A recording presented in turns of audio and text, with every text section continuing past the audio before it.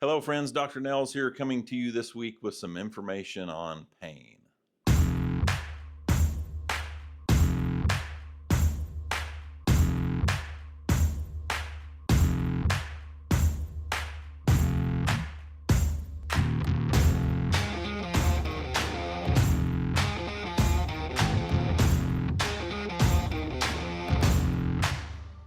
Hello, friends. Dr. Nels here, coming to you this week with more information on life, leadership, family, and business, helping to build your values and principles so that you can be the best version of you.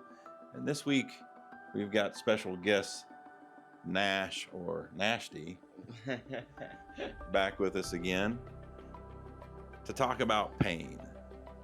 And he's experienced pain at basically the highest level you can experience it at from a physical standpoint.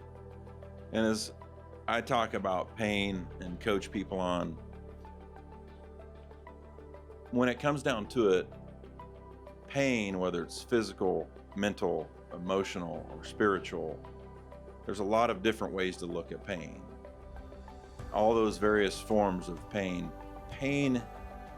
is the only thing that truly moves us. Pain is the only thing that truly changes us. And for example, for Nell's version about 2.0, of course, my wife would say I wasn't that bad of a husband, and I wasn't that bad of a husband, but I had really high expectations for myself. Nell's version 2.0 was very selfish, and Nell's actions weren't the best at what I was expecting out of myself to be a great husband. And of course, that was 3 kids. But I had varying levels of pain that finally moved me to be a better husband. Nell's version 1.0, 2.0, 3.0, Nell's wasn't a very good leader, and I had various levels of pain. Well, not in this building because it wasn't here yet in this expansion, but in the other half of this building, Nell's had some pain, experienced some pain in leading people because I sucked at being a leader. I inflicted pain on some of our staff that was painful for me with some empathy, and I needed to change. And that level of pain made me move, made me dig deep, made me reach out to others, made me study leadership because I was the problem. But it wasn't until the pain got high enough, my threshold for me, that I decided to move, to take action. And so for Nash, he's experienced physical pain, mental pain, emotional pain at some of the highest levels a human can experience. And I thought we'd have Nash just give us some of his thoughts and experiences with pain. And for you, Nash, from a physical standpoint, how would you rate the pain you went through initially and in the hospital and Madonna, etc., even post being home and rehab? How would you rate that pain and how you handled it? Well, first of all, in physical pain, I was blessed to no longer have nerve pain, which spinal cord injuries, they don't know what that nerve pain will look like, but thank goodness I don't have that anymore. But when the accident initially happened in Wesley Hospital, because I was a spinal cord injury, I had severe nerve pain where I would just lay in the bed like this.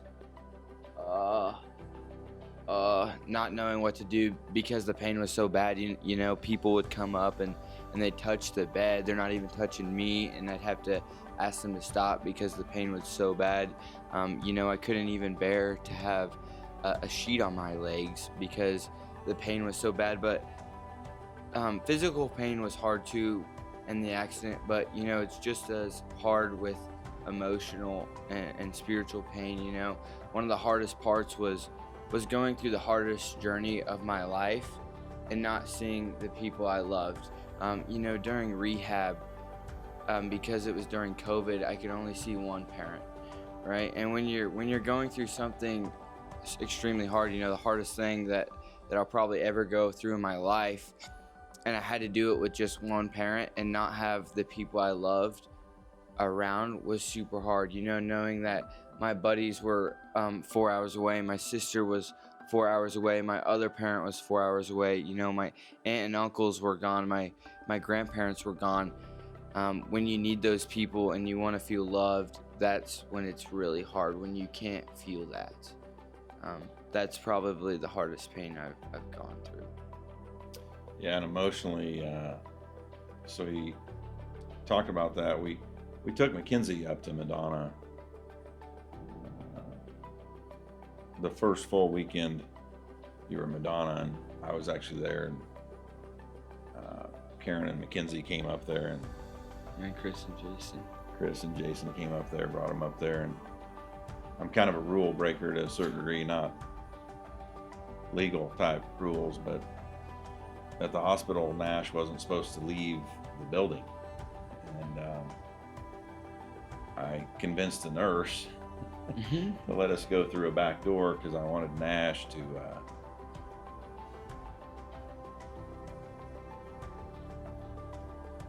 see his sister, touch his sister. It was emotionally painful. It was probably it ranks up there with some of the most emotional, painful moments I've endured, and I wasn't even in your body. Yeah, and it was one of those things where I wasn't even sad. I was just mad, right? I was mad at the whole world because it was so unfair to me. Like, why can't I just be home with everybody else? Like, why do I have to be in these shoes? You know, like, I just wanted to be with everybody else and be with the people I loved, right? Yeah, it was COVID, and so it was Friday nights, and we typically got together with our friends, and that was shut off for a bit. Yes, Kale. Talk about watching someone you love go through, right?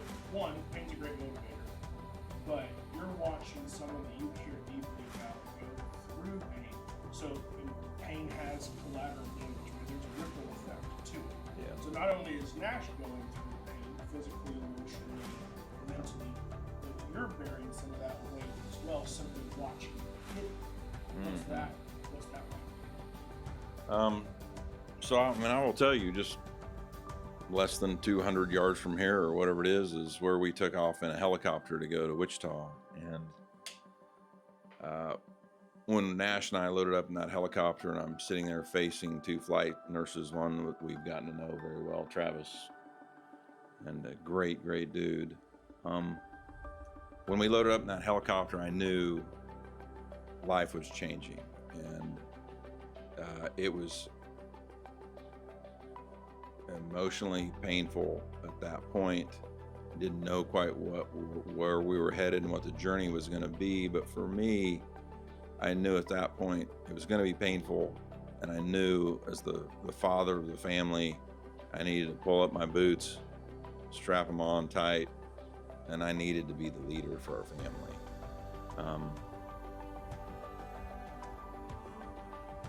I still experienced the emotional pain, but I couldn't show it to them in the heat of the battle. I had to be the front-facing warrior that led our family through the fire at that point in time. We did not have time to cry and sob. Yeah, we didn't have time to cry and sob. We had to keep moving forward. Now, that doesn't mean for me, and how I handle those things is similar to when my dad had a heart attack, and my sister and I and my mom walking back for my dad getting ready to go through a double bypass surgery. My sister was a bit emotional, and the German comes out to me, and I said, "Hey, you've got to be strong for him. He's getting ready to go into surgery. We can't be crying in front of him." And that's really the same mode I got in at that point in time. I wouldn't do that in front of them, but we all have to handle it. And so I'll tell you how I handle it. It's when I'm by myself, I let it go. And I spend hours in my pickup, and during that time frame, I sobbed routinely. To handle the pain, to deal with the pain, and then to pray to God to help. became a massive prayer warrior through that time, and others did too, to help us get through the pain. And ever since then, there's still pain. Actually, I was just on the phone with Pastor Josh 42 minutes ago and talking about high school football. And Karen and I really can't watch high school football because it's too painful. We'll watch it via video, but to sit there and watch dudes that we love like sons that hurt our house 2 to 3, 4 times a week, I feel bad because I'm not there, but it's too hard, and it's something we don't have to put ourselves in the position to be in that pain. So sometimes we do that too. We just remove ourselves. Now, there are other things that we still just have to face. You can't just remove yourself to not experience the pain, right? But I do feel there's appropriate times when it's not worth it, and it's not hurting anything else or hurting anyone else. I don't need to be there as a supporter or as a leader. And so we'll do that some. And there's healthy outlets for it too. Mm-hmm. Right? Mm-hmm. Because you can let pain be destructive. Yeah. Or you can find ways to have a healthy outlet. Yeah, I mean, today that's really probably the where the pain could be the highest is with some of the high school football things. There's other scenarios, right? But we have to focus one day at a time. We can't look too far out. At the same time, we coach long vision of time. We coach our kids to look out in the future with a long vision of time. But you have to be careful with that in some scenarios, like what Nash deals with, because we just got to keep moving forward because there's some unknowns we still don't know, and it's painful. So, did I answer your question? Yeah. For Nash, he speaks about pain. I want you to speak about pain, how you speak about pain. So there's this quote. It says, "When the pain of your current reality becomes greater than the fear of change, that's when you'll change." And in my talk, I talk about people complaining in life and saying how hard it is, but they don't change, right? But for me, one of the hardest things was doing the FBS bike, which was a bike with electrodes from the waist down that would move and fire electricity at the right time based off of where the bike was. And for me, I would start dreading it the day before because the pain was so bad. And so for me, that's when I knew I had to change, right? When life was so hard that I had to change. So many people are comfortable at where they are in life, but they still complain about the pain that they're going through, but they're not willing to change it. So it's obviously not that bad. But when the pain of your current reality becomes greater than the fear of change, that's when you'll change. And I think that quote explains pain very, very well. So with that, we'll finish up.